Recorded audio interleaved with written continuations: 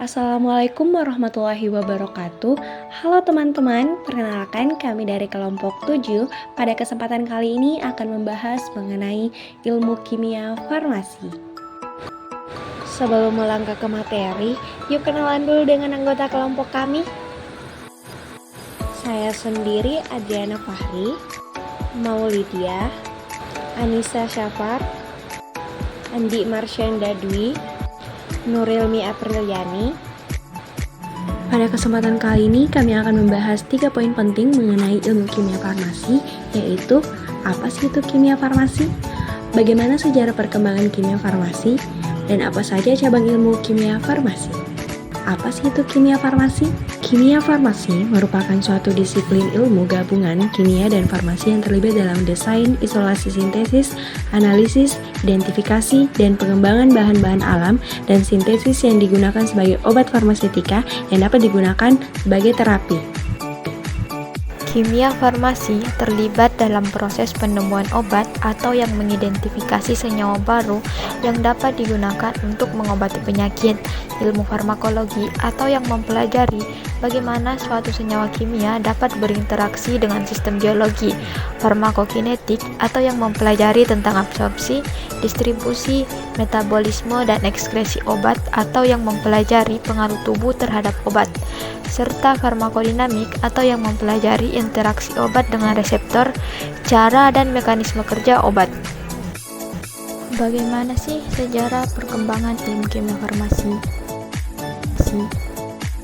Zaman kuno.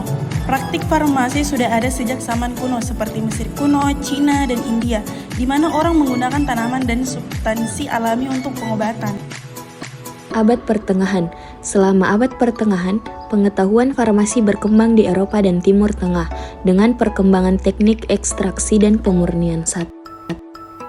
Abad ke-17 dan ke-18, ilmu kimia mulai berperan besar dalam farmasi.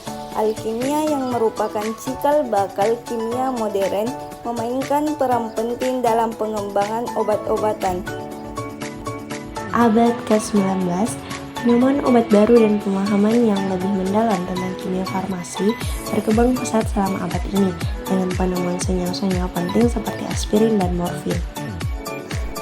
Pada abad ke-20, perkembangan teknologi dan ilmu kimia membawa revolusi dalam produksi obat-obatan, termasuk pengembangan antibiotik, vaksin, dan obat-obatan modern.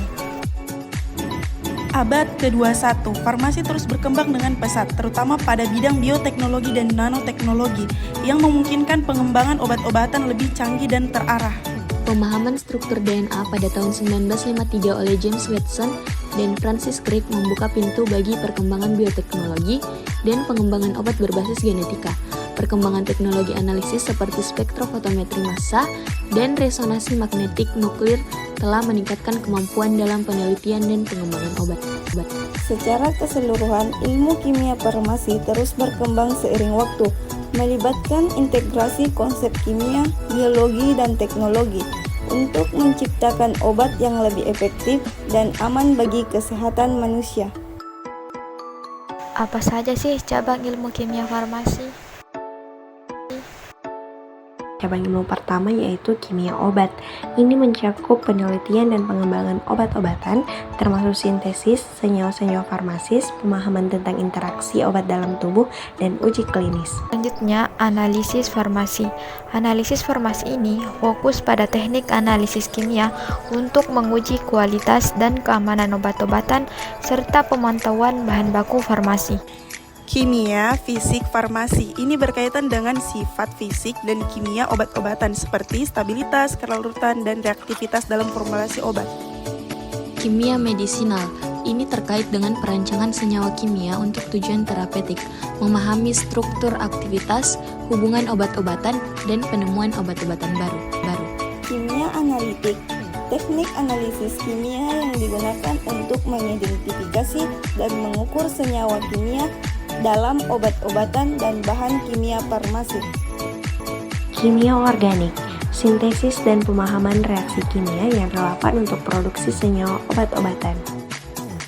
Cabang yang terakhir ada kimia biologi, pemahaman interaksi obat-obatan dengan organisme hidup termasuk reseptor obat, dan mekanisme aksi. Semua cabang ini memiliki peran penting dalam industri farmasi untuk menghasilkan obat-obatan yang efektif, aman, dan berkualitas tinggi. Itulah tadi hasil pemaparan dari kelompok kami. Lebih dan kurangnya mohon dimaafkan. Semoga bermanfaat. Assalamualaikum warahmatullahi wabarakatuh.